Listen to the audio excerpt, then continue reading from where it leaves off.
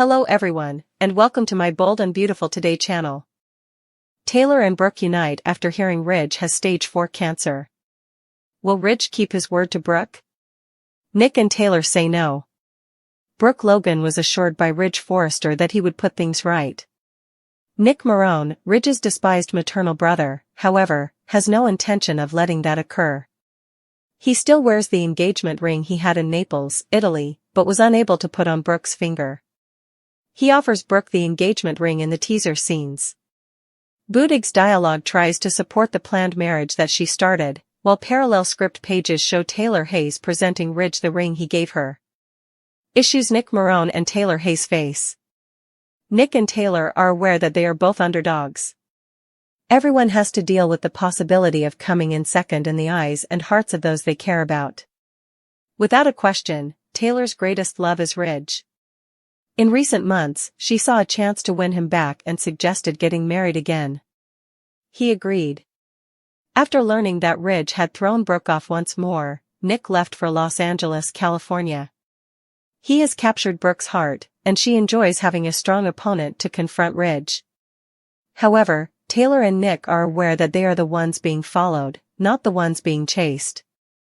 Ridge Forrester is forced to take action. Eric Forrester, the only man Ridge believes to be his father, encouraged him to pursue Brooke. Fortunately, he did, as failing to do so could have resulted in Brooke's death. Naturally, Kay's character interprets the most recent Ridge and Brooke wonderful encounter as a sign. However, when he returns to Los Angeles, California, and is facing Taylor, people may question whether his feelings will overcome all reason and the vow he made to her. Taylor is worthy of more than a fleeting kiss. It's daylight now. Ridge will therefore undoubtedly refrain from making a snap judgment. Rather, he will probably slowly throw a hatchet at her heart, causing the greatest potential rupture. Ultimately forced to accept responsibility? Ridge claimed to be done with Brooke's chaotic, self-destructive lifestyle, which is why he left her. The image of her carelessly relaxing on the back of Nick's boat right before she made a forceful leap into the Italian drink supported his description of her actions. When Taylor finds out about Ridge saving Brooke and what is likely to happen next, she should hope she doesn't turn to alcohol. Perhaps Nick and Taylor will come to the conclusion that Brooke is correct. Ridge and she were meant to be together. Perhaps Taylor and Nick will also own that they have romanticized the past, idealized the present, and are equally accountable for the numerous unsuccessful attempts to construct something that was never viable in this daylight world. Taylor Hayes first heard the words stage 4 cancer leave the doctor's lips, her breath caught in her throat, as though the entire air in the room had been sucked away, leaving her suspended between disbelief and a dawning, bone-deep dread, the kind of dread that strips away the petty grievances, the misunderstandings, the rivalries, and leaves only the raw, trembling truth of love and mortality. And as she clutched the edge of the table for balance, the sterile smell of antiseptic filling. Her senses, she thought of every moment she had shared with Ridge Forrester, the laughter, the arguments, the stolen glances, the heartbreaks and reconciliations, all of it flashing like a reel of film in her mind, each frame more precious and fragile than she'd ever admitted aloud. Meanwhile, miles across town, Brooke Logan stood in her own kitchen, sunlight pooling across the marble countertops, the phone still warm in her hand after receiving the same devastating news, her fingers trembling as she pressed them to her lips, her thoughts scattering like startled birds, because despite every tangled twist of their history, the betrayals, the triangles, the years of competing for Ridge's love, she knew, in the core of her being, that nothing mattered more now than being there for him, and though pride and old wounds might have once kept her from calling Taylor in a moment like this, she found herself dialing without hesitation, the line ringing twice before Taylor's voice, hoarse and tentative, answered, and in that moment there was no Brooke versus Taylor, no tally of past sins, only two women bound by the same man and the same pain, their silence over the phone speaking louder than any words until Brooke finally whispered, "We have to be there for him, together," and Taylor, after a beat that felt like a lifetime, exhaled a soft, unsteady, yes, the word carrying all the weight of surrender, acceptance, and an unspoken truce. They met later that afternoon in the hospital corridor, their steps slow, almost cautious, each unsure of how the other might appear, guarded or open, composed or broken, and yet when their eyes met, the dam of restraint cracked, and they closed the distance between them, embracing with a fierce, almost desperate grip that startled them both, as if their bodies understood before their minds did that this was no longer a time for division, but for solidarity, for choosing compassion over competition. And as they stood like that, holding each other in the hum of fluorescent lights and distant beeping monitors, they both felt Ridge's presence more acutely than ever, not just as the man they had each loved, but as the human being whose life was suddenly measured not in decades or years, but in fleeting, finite moments. Walking into his hospital room together, they found him pale but smiling faintly, his eyes lighting up in a mixture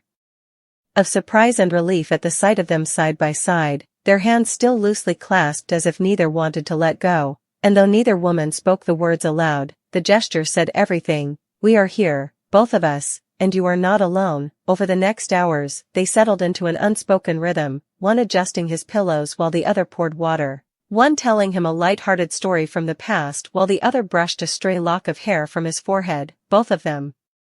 laughing at his wry humor and blinking away tears when his voice faltered. And in those moments, the edges of their long rivalry softened into something like kinship, born not of shared victories but of shared vulnerability, and they began to see each other less as adversaries and more as fellow travelers through the storm. In quiet interludes, they would step into the hallway to speak in hushed tones, exchanging updates from doctors, comparing notes on what might make Ridge more comfortable,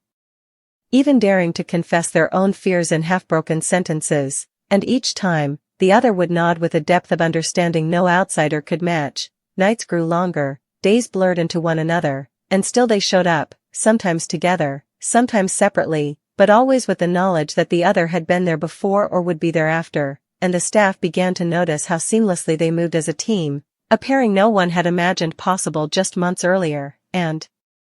in the rare moments when Ridge drifted into sleep, they would find themselves sitting side by side in the dim light, speaking softly about life, love, and the strange way fate had woven their paths into one, their old grievances fading into something like irrelevance. There were still flickers of the past, moments when a glance or a word would remind them of old hurts, but each time, the gravity of Ridge's condition pulled them back into the present, reminding them that bitterness had no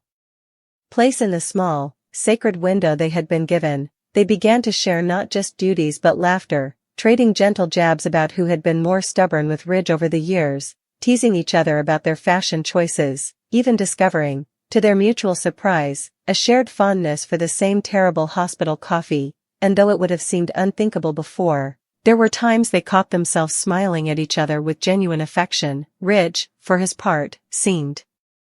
to draw strength from this unexpected alliance, his eyes lingering on them as if marveling at the sight. And though the illness was taking its toll, there were days when his voice was stronger, his spirits higher, and both women knew that in some small way, their unity was giving him something medicine could not. Weeks passed in this fragile, hard-won peace, and though the prognosis loomed over them like an unspoken shadow, Taylor and Brooke found themselves changed, not just in their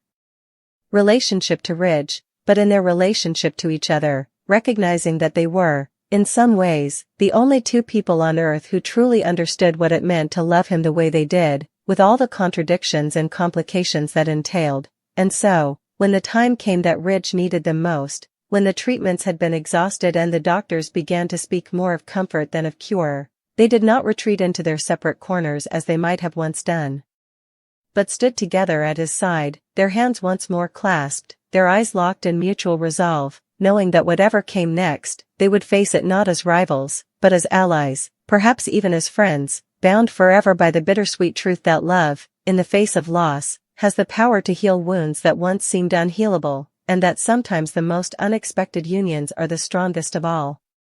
Ridge Forrester's vow to Brooke Logan that he will make things right sounds like the romantic promise of a man ready to rewrite destiny, but in the tangled web of Forrester family loyalties, betrayals, and lingering scars, such a pledge is far from simple. And Taylor Hayes and Nick Marone, each wounded veterans of Ridge and Brooke's endless love war, see nothing but disaster ahead. Ridge's loathed maternal brother, Nick, is far from a passive observer. In his mind, Brooke's heart is still in play, and so is the engagement ring he once carried through the streets of Naples, Italy, envisioning a life together that never materialized. That same ring, once an emblem of promise, now a loaded weapon, reappears in teaser scenes as Nick offers it to Brooke with the practiced confidence of a man who knows both her vulnerabilities and her appetite for drama. In a cruel twist of soap symmetry, parallel script pages hint at Taylor showing Ridge a ring of her own, the one he gave her when she initiated a rekindled engagement, accompanied by dialogue from Feuding's character designed to remind Ridge of the commitment he accepted when Taylor dared to believe he could finally be hers without Brooke in the background. But Taylor and Nick face the same uphill battle. Both are playing the role of second choice in the lives of their respective great loves, both chasing people who are perpetually drawn back to each other as if tethered by some unbreakable, cosmic thread. Taylor, despite her intelligence and poise, cannot erase the history that Ridge has with Brooke, nor can she fully compete with the gravitational pull of their decades-long cycle of passion, betrayal, and reunion. Her proposal to Ridge in recent months was bold and strategic, born out of a window of opportunity where Brooke had been cast aside, but it is starting to feel more like a prelude to heartbreak than a foundation for lasting happiness. Nick, for his part, made his move upon hearing that Ridge had once again thrown Brooke off, literally and figuratively, steering his way back to Los Angeles with the confidence of a man who knows that Brooke enjoys keeping Ridge on edge with the presence of an alternative. Brooke's attraction to Nick is not only about affection, it's about leverage, about reminding Ridge that she has options and can provoke his jealousy at will. Still, Taylor and Nick are keenly aware that they are the pursuers rather than the pursued, the ones putting in effort while Ridge and Brooke's connection runs on instinct. Ridge's latest mission to rescue Brooke, prompted by Eric Forrester, the man Ridge regards as his only true father, will only feed his belief that their intertwined lives are a sign of fate, a signal that the universe keeps placing them in each other's arms for a reason. That rescue, filled with danger and adrenaline, will be replayed in Ridge's mind as proof that his bond with Brooke is more than mere romance, it's survival, destiny, and inevitability rolled into one. But fans of the genre know better than to expect Ridge to make a clean break with Taylor immediately. This is daytime television, where heartbreak is served slow and devastating. Instead of a quick, honest goodbye, Taylor will likely be subjected to Ridge's trademark blend of hesitation and half measures, a drawn-out unraveling that will sting far more than a blunt rejection. Her trust, her hopes, and her carefully built vision of a future with Ridge will be chipped away piece by piece. The emotional equivalent of a slow-motion hatchet strikes straight to the heart. Ridge himself may wrestle with guilt, remembering that his decision to walk away from Brooke in the first place was grounded in his condemnation of her chaotic, self-destructive patterns, a condemnation made all the sharper when he saw her recklessly lounging on the back of Nick's boat moments before taking that infamous, unintended plunge into the Italian Sea. Now, with the roles reversed and Ridge in the savior position, the moral high ground he once claimed feels shakier, and his commitment to Taylor suddenly looks more like a comfort zone than a true passion. As for Taylor, her own coping mechanisms will be tested. One can only hope she doesn't turn to numbing distractions when the truth about Ridge's heroics, and the rekindled spark between him and Brooke, comes to light. Nick, too, will have to confront the reality that he is once again fighting for Brooke's attention in a game whose outcome has been written and rewritten for years, always with Ridge as the endgame. Perhaps, in the end, Taylor and Nick will be forced into a rare moment of clarity, recognizing that Brooke's conviction, that she and Ridge are destined to be together, might not be arrogance, but simple truth. They might see that their own repeated failures to cement relationships with Ridge and Brooke stem not from bad timing or unlucky circumstances, but from chasing something that was never meant to be sustainable. Their nostalgia for the past has blinded them to its flaws, their romanticization of the present has kept them from facing hard truths, and their shared history of missteps has made them co-authors in their own disappointment. In this way, Taylor and Nick are unlikely allies, bonded by the same cycle of hope and heartbreak, each of them clinging to an illusion that the other already knows is doomed. And so, as Ridge and Brooke move closer to their next inevitable reunion, Taylor and Nick stand on the sidelines, still loving, still longing, but finally beginning to understand that the roles they've been playing in this daytime saga are not those of the victorious hero or heroine, but of the eternal supporting characters in someone else's great love story. Ridge Forrester's solemn vow to Brooke Logan that he will make things right sits like a glittering promise on the precipice of fulfillment or heartbreak, but if Taylor Hayes and Nick Marone have any say in the matter, that vow will dissolve into nothing more than another entry in the long history of unkept pledges between these star-crossed lovers, because in their eyes, Ridge's words are more about impulsive passion than steadfast resolve. Nick, ever the opportunist and the thorn in Ridge's side, still clutches the symbol of his own failed romantic gamble, the engagement ring he once held in Naples, Italy, unable to slip it onto Brooke's finger when circumstances and her mercurial heart kept him at arm's length. And now, with Ridge once again drifting toward Brooke like a moth to the same flame that has singed him countless times before, Nick sees his moment to reclaim center stage, offering that same ring as both a challenge and a temptation, knowing Brooke thrives on the attention of two men vying for her devotion, while parallel moments in the Forrester saga see Taylor revealing to Ridge the ring he once gave her, a potent reminder of her own claim to his loyalty, her lines scripted with Budig's deliberate cadence, designed to subtly insist on the sanctity of a union she pushed for and believed she had secured. But Taylor's and Nick's positions in this tangled chess game are precarious because, despite their efforts, both are secondary in the hearts of the ones they love. Taylor knows Ridge's deepest passion will always tilt toward Brooke, no matter how many times he has professed otherwise, and Nick is painfully aware that Brooke, despite her flirtations and fondness for him, has never fully allowed him to eclipse Ridge in her affections, making both Taylor and Nick the pursuers in this endless romantic pursuit rather than the pursued, forever chasing shadows of the past they wish would solidify into permanence. Ridge himself, driven by the counsel of the only man he has ever truly seen as a father, Eric Forrester, was urged to run after Brooke, not just as a lover but as a savior, and in doing so, he arrived in time to prevent what could have been the ultimate tragedy, Brooke's life slipping away in the dangerous waters near Italy, a dramatic rescue that now plays in Ridge's mind as something more than coincidence, a cosmic sign that they are meant to be entwined once more, even if his head warns against it. And this is where the emotional fault line cracks, because back in Los Angeles, he will have to stand before Taylor, the woman who recently offered him her hand again in marriage, the woman he accepted in a moment of clarity, or confusion, and decide whether that promise still holds any meaning in the wake of rekindled fire with Brooke. Taylor, who has weathered decades of betrayal, rivalry, and false reconciliations, deserves more than a perfunctory dismissal, yet daytime drama rarely allows for clean cuts, so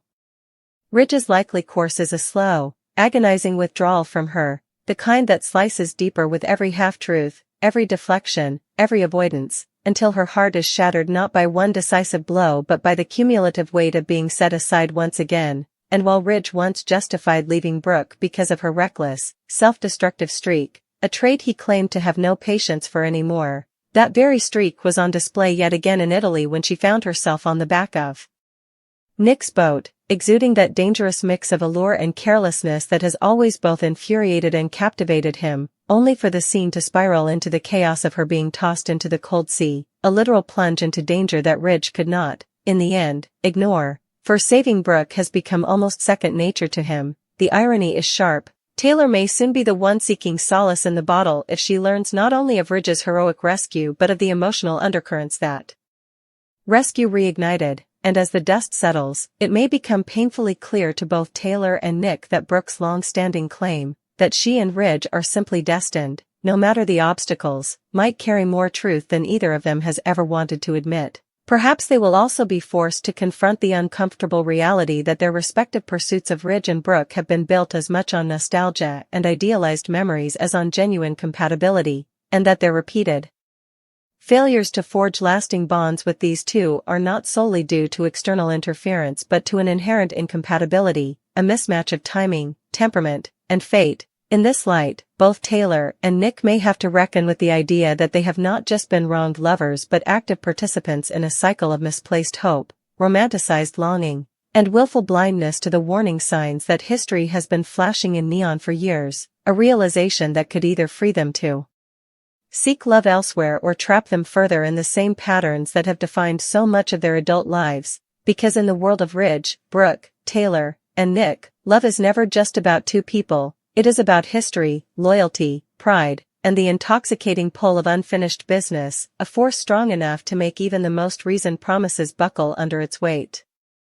Ridge Forrester's recent declaration to Brooke Logan that he intends to make things right has set the entire Forrester-Logan-Marone orbit spinning with renewed intensity, sparking speculation, doubt, and a fresh wave of emotional high stakes that only the world of daytime drama can deliver.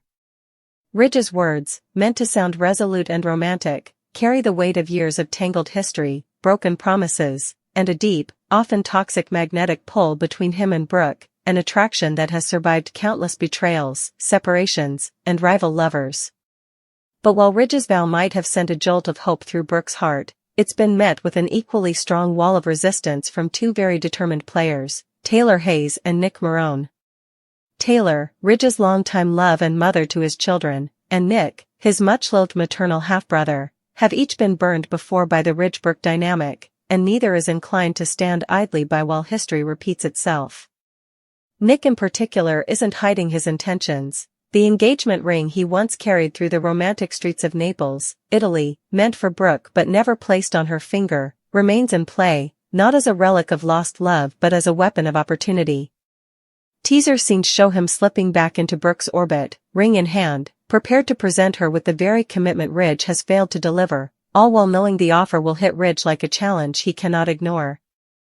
In a parallel thread, Taylor is set to confront Ridge with the ring he once gave her, a symbolic reminder.